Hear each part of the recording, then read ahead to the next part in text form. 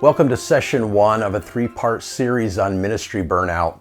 My name is Dr. Chris Coppernall. I'm the Director of Spiritual Life at Silver Bay YMCA. Thank you for taking the time to delve into this critical topic with me today.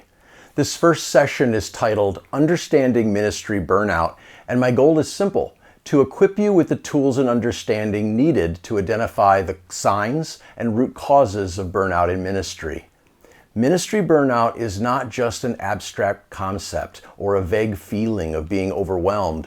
It's a very real and serious condition that can impact our effectiveness, our well-being, and ultimately our calling. Today we'll cover what burnout looks like, why it happens, and how we can begin to address it, both in ourselves and also in those we serve alongside.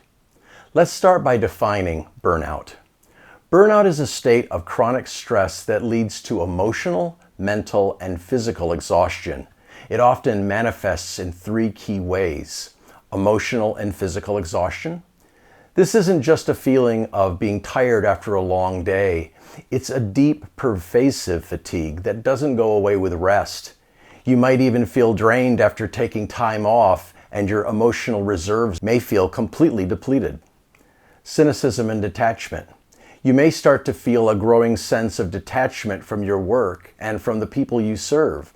This might include a negative or cynical attitude toward your responsibilities, or the belief that what you're doing doesn't really matter. Feelings of ineffectiveness. Even when you're doing your best, you might begin to doubt the value of your work. You may question whether you're truly making a difference or wonder if you're really called to this ministry. These symptoms go beyond the occasional bad day or rough week. They indicate a deeper issue that needs attention. But why is burnout so prevalent in ministry? How can those who are called to serve others become so depleted? Well, one reason may be that ministry comes with its own unique challenges. While every job has its stressors, ministry often involves expending tremendous emotional labor. High expectations are placed on those who serve in ministry, some by others and sometimes by ourselves. And many serving in ministry leadership experience a sense of loneliness and isolation. Let's look at each of these individually. Emotional labor. Ministry requires deep emotional investment.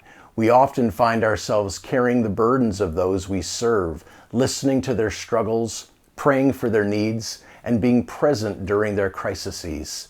This emotional labor, while sacred, can be incredibly draining. Unrealistic expectations. The expectations placed on ministers can be overwhelming. Congregations, leaders, and even our internal expectations often demand that we be available 24/7, have all the answers, and maintain a facade of unwavering strength. This can create immense pressure and contribute to burnout. Isolation. Despite being surrounded by people, ministry can be a very lonely vocation. We may feel isolated because we can't openly share our struggles, or because the demands of the job leave little time for personal relationships. This sense of isolation can exacerbate the feelings of burnout. These challenges help explain why burnout is so common in ministry. Let's take a moment to reflect on internal versus external causes of burnout. Burnout can be caused by a combination of internal and external factors. Understanding these can help us address the root causes more effectively. What are internal causes? These are the factors that originate from within us. For example, a tendency towards perfectionism can lead us to set unrealistic standards for ourselves, pushing us beyond our capacity. We might overcommit because we're driven by a fear of failure or a desire to please others. These internal pressures originate in us, and they can contribute significantly to burnout. Now, what are external causes?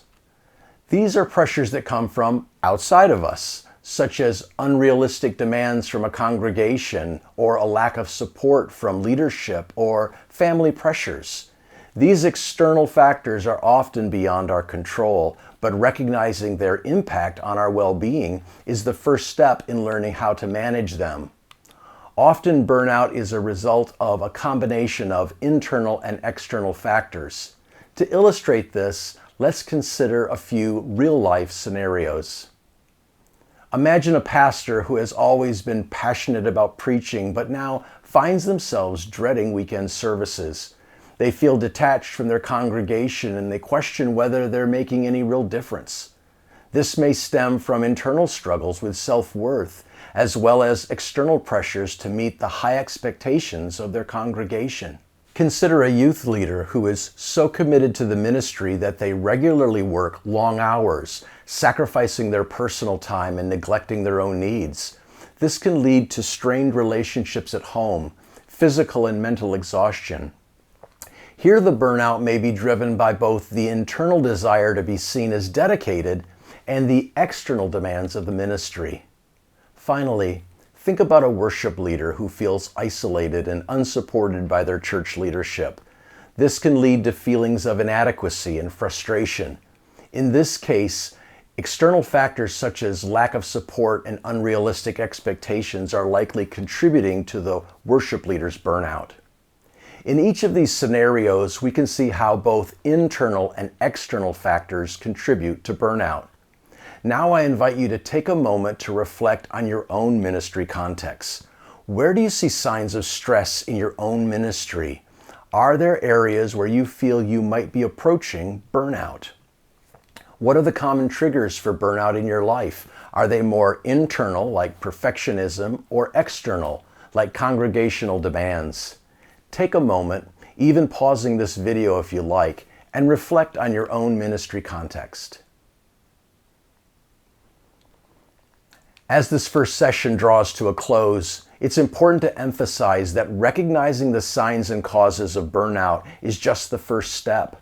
Ministry burnout is a serious issue, but it's not insurmountable. By understanding its signs and causes, we can begin to take steps to prevent it in our own lives and in the lives of those we serve. Thank you for engaging with me today on this important topic. Ministry is a calling that demands so much from us, but it's also a calling that deserves our care and attention. Remember, self-care is not selfish. It's essential for sustaining your ministry. Remember, you cannot pour from an empty cup. It's crucial to care for yourself as diligently as you would care for others. By understanding and addressing burnout, we can continue to serve with passion, purpose, and perseverance. Let's commit to caring for ourselves and each other so that we can continue to fulfill our calling with joy and effectiveness. As we continue this series, we'll explore practical strategies for preventing and managing burnout. This includes setting boundaries and seeking support. For now, I encourage you to take time for rest and rejuvenation and continue reflecting on the triggers in your ministry. Remember, you are not alone on this journey. In our next session, we'll delve into practical steps for preventing and managing burnout. Until then, take care of yourselves and make sure you find the strength and support you need for the journey ahead.